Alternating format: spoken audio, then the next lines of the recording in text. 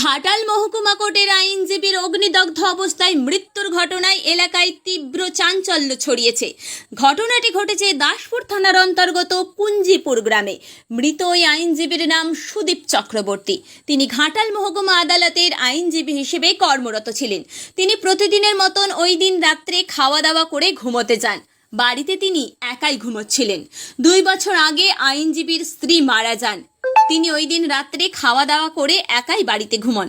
সকালবেলায় বাড়ির লোক দেখেন মৃত অবস্থায় সুদীপ চক্রবর্তী মেঝেতে পড়ে রয়েছে এবং কাঁথা বালি সমস্ত পুড়ে ছাই হয়ে গিয়েছে। তবে আত্মীয় এবং বাড়ির লোকেরা বা এলাকাবাসীর অনুমান এসি বাস্ট করেই ওই আইনজীবীর মৃত্যু হয়েছে বলেই তাঁরা সংবাদ মাধ্যমকে জানিয়েছেন। সুদীপ চক্রবর্তী স্ত্রী গত 2 বছর আগেই মারা যান। তাদের একটি 9 বছরের পুত্র সন্তান রয়েছে। ঘটনার খবর পেয়ে ঘটনাস্থলে ছুটে আসেন দাসপুর থানার পুলিশ। দাসপুর থানার পুলিশ এসে ওই ব্যক্তিকে উদ্ধার করে ময়না তদন্তের জন্য পাঠিয়েছেন। তবে কি কারণে এই অস্বাভাবিক মৃত্যু তদন্ত করছে দাসপুর থানার পুলিশ। এই ঘটনাকে কেন্দ্র করে এলাকায় শোকের ছায়া।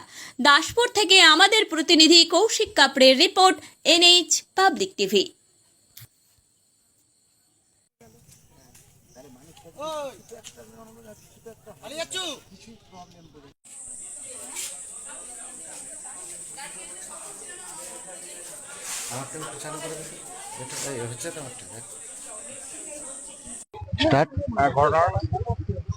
আজ এখানে এইটাকে খুলে বলো, এইটা এরকম করে বলতে হবে সামনে। এই ফকির বাজার দেখতে পাচ্ছেন, আজ এইখানে বিশাল বড় ভয়াবহ একটা দুর্ঘটনা ঘটে গেছে।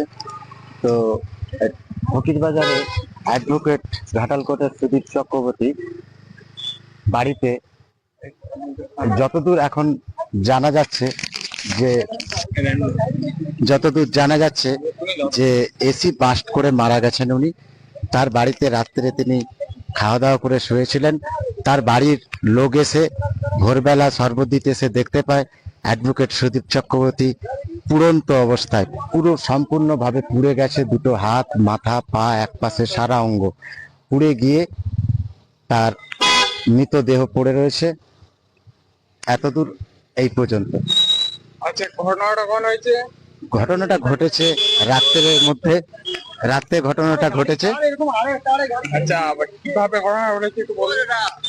কিভাবে ঘটেছে আমরা তো প্রত্যক্ষ গ্রামবাসী বিন্দু এসেছি এখানে, তো দেখতে পাচ্ছি ভোরবেলা তার বাড়ির লোকজন বলাবলি করছে। তারপরে আমি গিয়ে দেখলাম যে তার বডিটা এরকম ভাবে পড়ে আছে।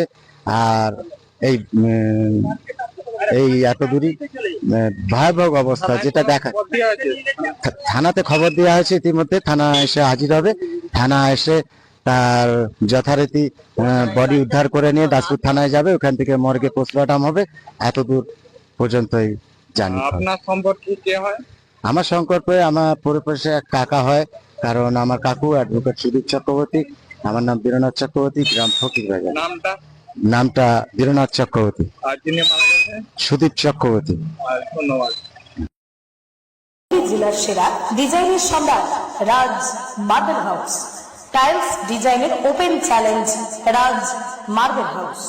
মার্বেলের কোয়ালিটিতে সেরা, দামে কম, মানে রাজ মার্বেল হাউস। ঠিকানা ঘোষপুর দুয়াদণ্ড মহিলা সমিতি।